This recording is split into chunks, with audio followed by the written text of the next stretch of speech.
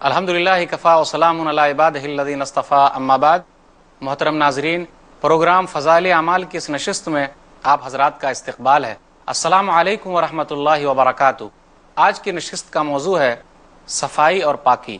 اعوذ باللہ من الشیطان الرجیم، بسم اللہ الرحمن الرحیم۔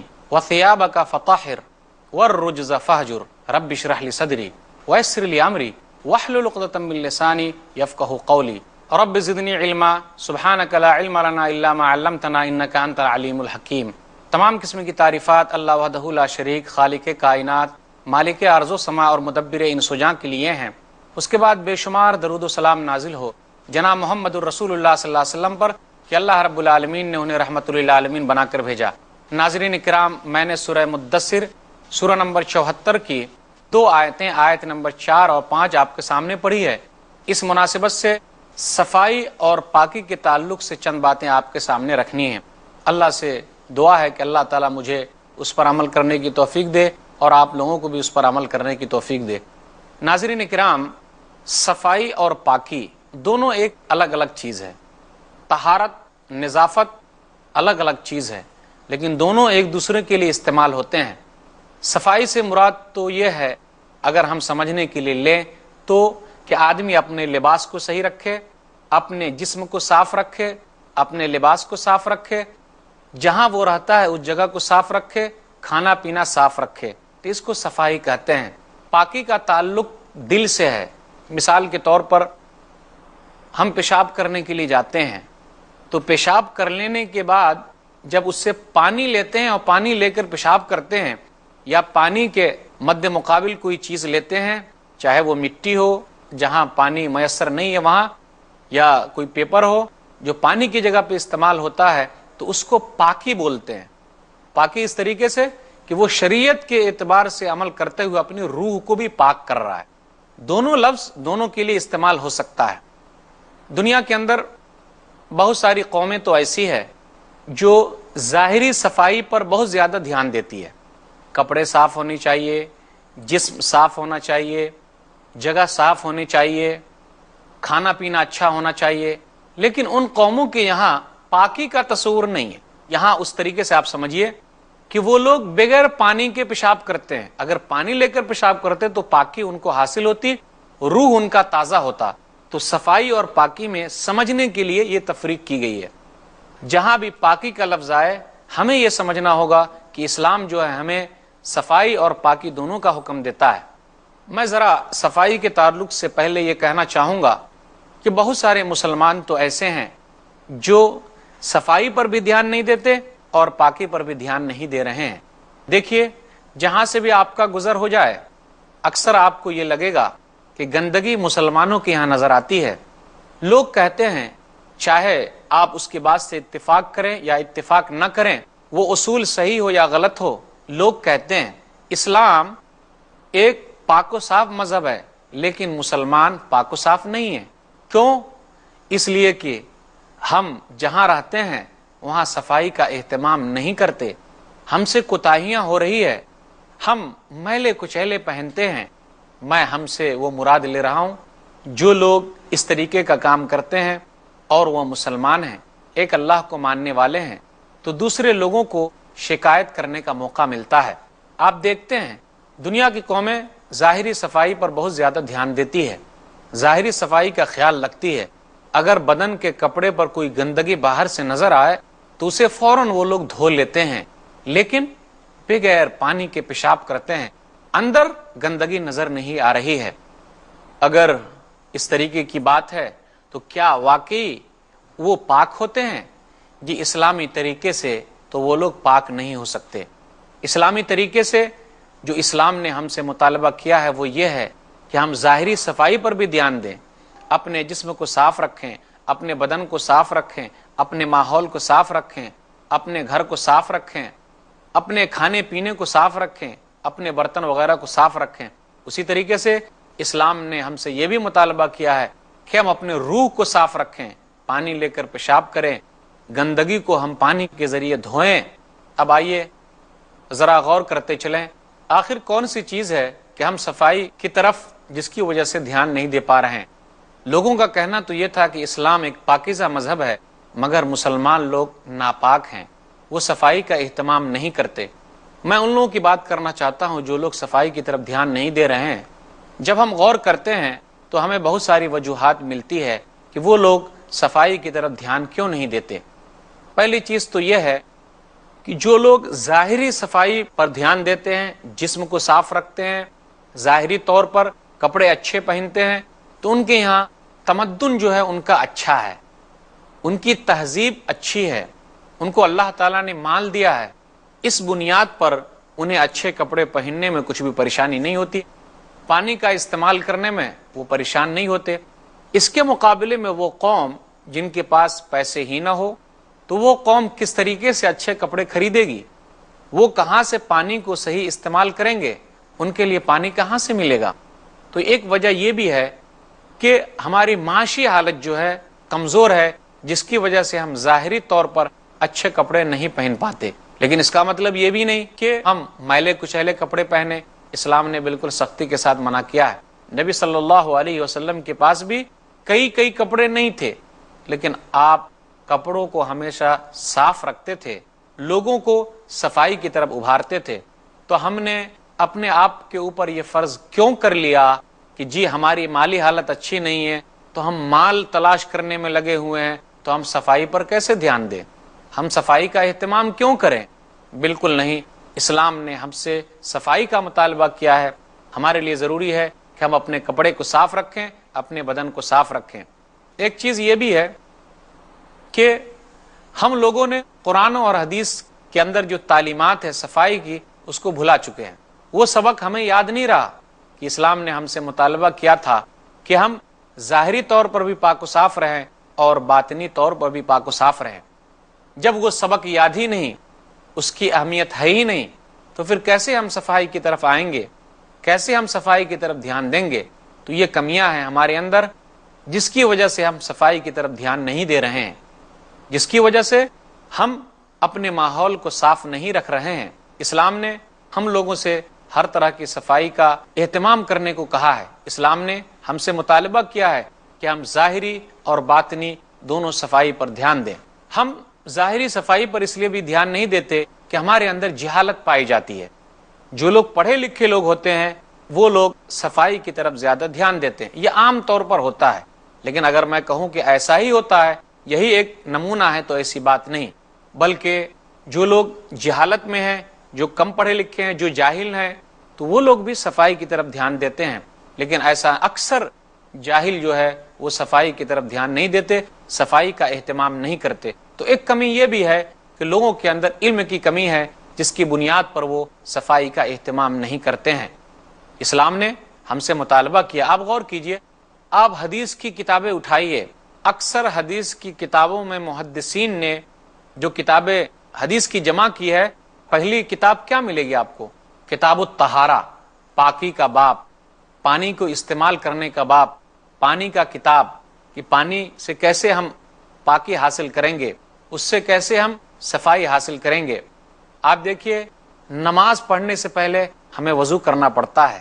اسلام نے کس طریقے سے ہم کو صفائی پر ابھارا ہے کہ اگر ہم ایک وضو کر چکے ہیں، دوبارہ نماز پڑھنا چاہتے ہیں، تو یہ ہمارا وضو گرچہ موجود ہے، لیکن رغبت دلائی ہے کہ آدمی پھر وضو کرے۔ اسی طریقے سے وضو کرنے سے پہلے مسواک کا حکم دے کر اسلام نے صفائی کی طرف اور ابھارا ہے۔ اسی طرح اسلام نے یہ بھی کہا کہ اگر ہم ان چیزوں کا خیال کرتے ہیں تو یہ ہمارے لیے نعمت کی چیز ہے۔ اللہ تعالی ہم پر کوئی سختی کرنا نہیں چاہتا۔ ما یرید اللہ لیجعل علیکم من حرج ولکن یرید لیطہرکم ولیتم نعمتہ علیکم لعلکم تشکرون، سورہ مائدہ سورہ نمبر 5 آیت نمبر 6۔ اللہ تعالیٰ کا اس سے ارادہ تم کو سختی میں ڈالنا نہیں ہے۔ اللہ تعالیٰ تو اپنی نعمتیں پوری کرنا چاہتا ہے تاکہ تم لوگ اللہ کا شکر ادا کرو۔ اللہ تعالیٰ نے قرآن کریم کے اندر پاک و صاف لوگوں کی تعریف کی ہے، اور اللہ تعالیٰ ایسے لوگوں کو پسند کرتا ہے۔ سورہ بقرہ سورہ نمبر 2 آیت نمبر 222، ان اللہ یحب التوابین ویحب المتطہرین، کہ اللہ تعالیٰ توبہ کرنے والے کو اور پاک و صاف رہنے والے کو پسند کرتا ہے، اس سے محبت کرتا ہے۔ تو صفائی کا بہت بڑا فائدہ ہے، پاکی کا بہت بڑا فائدہ ہے، اللہ تعالیٰ اس آدمی سے محبت کرنے لگتا ہے۔ آپ یہ اچھی طریقے سے جانتے ہیں کہ اللہ تعالیٰ نے یہ بھی ذکر کیا ہے فیہ رجال یحبون ان یتطہروا واللہ یحب المطہرین، سورہ توبہ سورہ نمبر 9 آیت نمبر 108۔ کیا کہا اللہ نے؟ یہ تعریف کی اللہ تعالیٰ نے قبا والوں کی، جو مدینہ سے قریب ہے قبا والوں کی تعریف کی کہ ان میں کچھ لوگ ایسے ہیں جو صفائی پسند ہیں اور صفائی کو وہ لوگ پسند کرتے ہیں۔ اللہ تعالیٰ نے نبی صلی اللہ علیہ وسلم سے یہی کہا وَثِيَابَكَ فَطَهِّرْ، سورہ مدثر سورہ نمبر 74 آیت نمبر 4، کہ آپ اپنے کپڑے کو صاف رکھیے، وَالرُّجْزَ فَهْجُرْ، اور بتوں سے دور ہو جائیے، گندگیوں سے دور ہو جائیے، یعنی پاک و صاف رکھیے، اپنا جسم بھی پاک و صاف رہے اور اپنی روح بھی پاک و صاف ہو۔ ظاہری صفائی کا بھی اہتمام کرنا ہے، باطنی صفائی کا بھی اہتمام کرنا ہے۔ یہی وجہ ہے کہ نبی صلی اللہ علیہ وسلم سفر میں بھی اس کا خاصا اہتمام کرتے تھے۔ آپ سفر میں بھی ہر طریقے کی صفائی کا اہتمام کرتے، گھر پہ بھی ہوتے تو صفائی کا اہتمام کرتے، آپ مسواک کا اہتمام کرتے، آپ اپنے کپڑے کو صاف رکھتے تھے، آپ خوشبو کا استعمال کرتے تھے، اور آپ لوگوں کو بھی ابھارتے تھے کیوں تم پاک و صاف نہیں رہتے ہو، کیوں صفائی کی طرف دھیان نہیں دیتے ہو۔ تو نبی صلی اللہ علیہ وسلم نے جو تعلیمات دی ہے ہم نے ان تعلیمات کو بھلا دیا ہے۔ یہی وجہ ہے کہ ہم صفائی اور پاکی کی اہمیت کو سمجھ نہیں پا رہے ہیں۔ اللہ تعالیٰ نے قرآن کریم کے اندر پاک و صاف لوگوں کی تعریف کی ہے اور اللہ تعالیٰ ایسے لوگوں کو پسند کرتا ہے۔ سورہ بقرہ سورہ نمبر 2 آیت نمبر 222، ان اللہ یحب التوابین ویحب المتطہرین، کہ اللہ تعالیٰ توبہ کرنے والے کو اور پاک و صاف رہنے والے کو پسند کرتا ہے، اس سے محبت کرتا ہے۔ تو صفائی کا بہت بڑا فائدہ ہے، پاکی کا بہت بڑا فائدہ ہے، اللہ تعالیٰ اس آدمی سے محبت کرنے لگتا ہے۔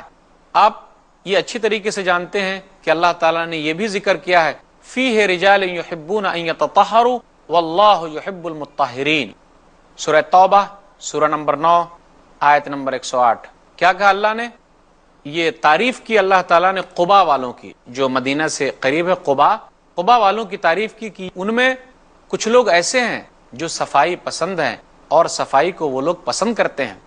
اللہ تعالیٰ نے نبی صلی اللہ علیہ وسلم سے یہی کہا وَثِيَابَكَ فَطَهِّرْ، سورہ مدثر سورہ نمبر 74 آیت نمبر 4، کہ آپ اپنے کپڑے کو صاف رکھیے، وَالرُّجْزَ فَهْجُرْ، اور بتوں سے دور ہو جائیے، گندگیوں سے دور ہو جائیے، یعنی پاک و صاف رکھیے، اپنا جسم بھی پاک و صاف رہے اور اپنی روح بھی پاک و صاف ہو۔ ظاہری صفائی کا بھی اہتمام کرنا ہے، باطنی صفائی کا بھی اہتمام کرنا ہے۔ یہی وجہ ہے کہ نبی صلی اللہ علیہ وسلم سفر میں بھی اس کا خاصا اہتمام کرتے تھے۔ آپ سفر میں بھی ہر طریقے کی صفائی کا اہتمام کرتے، گھر پہ بھی ہوتے تو صفائی کا اہتمام کرتے، آپ مسواک کا اہتمام کرتے، آپ اپنے کپڑے کو صاف رکھتے تھے، آپ خوشبو کا استعمال کرتے تھے، اور آپ لوگوں کو بھی ابھارتے تھے کیوں تم پاک و صاف نہیں رہتے ہو، کیوں صفائی کی طرف دھیان نہیں دیتے ہو۔ تو نبی صلی اللہ علیہ وسلم نے جو تعلیمات دی ہے ہم نے ان تعلیمات کو بھلا دیا ہے۔ یہی وجہ ہے کہ ہم صفائی اور پاکی کی اہمیت کو سمجھ نہیں پا رہے ہیں۔ نبی صلی اللہ علیہ وسلم نے جسم کی صفائی کے لیے یہاں تک ہم سے کہا ہے، صحیح مسلم کتاب الطہارہ کتاب نمبر 2 حدیث نمبر 257، الفطرۃ خمس، 5 چیز فطرت کی ہے، الاختتان، کہ آدمی ختنہ کرائے، والاستحداد، آدمی زیر ناف لے، زائد بال کو صاف کرے، وقص الشارب، آدمی مونچھ کو کٹوائے، وتقلیم الاظافر، اور آدمی ناخن کٹوائے، ونتف الابط، اور آدمی بغل کے بال کو صاف کرے۔ نبی صلی اللہ علیہ وسلم نے کس طریقے سے ظاہری صفائی پر ہم لوگوں کو ابھارا ہے۔ ایک حدیث ہے صحیح مسلم کتاب الطہارہ کتاب نمبر 2 حدیث نمبر 258، انس رضی اللہ تعالیٰ عنہ کہتے ہیں کہ ہم لوگوں کے لیے وقت متعین کر دیا گیا ہے، مونچھ کاٹنے میں، زیر ناف بال کو لینے میں، بغل کے بال کو لینے میں 40 دن۔ ہم 40 دن سے زیادہ ان چیزوں کو چھوڑ نہیں سکتے، 40 دن سے زیادہ ہم ان بالوں کو چھوڑ نہیں سکتے، بلکہ ہمیں اسے کاٹنا ہوگا۔ تو نبی صلی اللہ علیہ وسلم نے کس طریقے سے ظاہری صفائی پر ہمیں ابھارا ہے، نبی صلی اللہ علیہ وسلم نے باطنی صفائی پر بھی ہمیں ابھارا ہے۔ کس طریقے سے؟ کہ ہم جو کام کریں اللہ کے لیے کریں، مال اگر ہم اللہ کے راستے میں دے رہے ہیں تو ہم دلی صفائی سے دیں۔ نبی صلی اللہ علیہ وسلم نے کہا صحیح مسلم کتاب الزکاة کتاب نمبر 12 حدیث نمبر 1015، ایھا الناس ان اللہ طیب لا يقبل الا طیبا، اے لوگو اللہ تعالیٰ پاک ہے اور اللہ تعالیٰ پاکی کو قبول کرتا ہے۔ نبی صلی اللہ علیہ وسلم نے ابھارا اور کیا کہا؟ لوگوں کو چاہیے کہ اگر اللہ تعالیٰ نے ان کو مال دیا ہے تو وہ اچھے کپڑے پہنے، اچھے لباس کا استعمال کرے۔ ایک حدیث میں نبی صلی اللہ علیہ وسلم نے ارشاد فرمایا، صحیح مسلم کتاب الایمان کتاب نمبر 1 حدیث نمبر 91، نبی نے یہ جملہ کہا تھا کہ جس آدمی کے دل میں ذرہ برابر اگر گھمنڈ ہے، بڑائی ہے، تو وہ جنت میں داخل نہیں ہوگا۔ تو ایک صحابی نے پوچھ لیا، اللہ کے رسول اگر کوئی آدمی چاہتا ہے کہ اس کے کپڑے اچھے ہو اور اگر کوئی آدمی چاہتا ہے کہ اس کے جوتے اچھے ہوں تو آپ کیا کہتے ہیں اس کے بارے میں؟ تو نبی نے کہا، ان اللہ جمیل یحب الجمال، اللہ خوبصورت ہے اور خوبصورتی کو پسند کرتا ہے۔ الکبر بطر الحق وغمط الناس، کہ بڑائی تو وہ ہے، کبر تو وہ ہے، گھمنڈ تو وہ ہے کہ آدمی حق کو دبا دے اور لوگوں کو حقیر سمجھے۔ جس آدمی کے اندر یہ صفت پائی جائے گی وہ جنت میں داخل نہیں ہو سکتا۔ نبی صلی اللہ علیہ وسلم نے سختی کے ساتھ منع کیا۔ دیکھا آپ نے کس طریقے سے نبی صلی اللہ علیہ وسلم نے ظاہری صفائی پر ہم لوگوں کو دھیان دینے کے لیے کہا ہے۔ افسوس کی بات تو یہ ہے کہ آج کل آپ دیکھتے ہوں گے کہ بہت سارے لوگ لمبے لمبے ناخن رکھتے ہیں، بہت ساری عورتیں لمبے لمبے ناخن رکھتی ہے۔ کیوں ایسا؟ اس لیے کہ ان لوگوں نے جن کو اپنا آئیڈیل بنایا ہے، جن فلمی اداکاروں کو آئیڈیل بنایا ہے، ان کے ناخن لمبے ہیں۔ وہ لوگ ان کی یاد میں، ان کے شوق میں ایسا کرتے ہیں، لیکن اسلام کے اندر ہر چیز متعین ہے اور ظاہری صفائی کے لیے ضروری ہے کہ آدمی اپنے ناخن کو کاٹے، اپنے زیر ناف بال کو لے، اپنے مونچھوں کو کٹوائے اور داڑھی بڑھائے۔ یہ اسلام کے اندر اہم چیز ہے۔ آدمی کے لیے ضروری ہے کہ وہ ختنہ کروائے۔ نبی صلی اللہ علیہ وسلم نے ظاہری صفائی کی طرف ہم لوگوں کو اس طریقے سے ابھارا ہے۔ نبی صلی اللہ علیہ وسلم نے یہ بھی کہا، یاد رکھو نماز اس وقت تک قبول نہیں ہوگی جب تک آدمی وضو نہ کر لے۔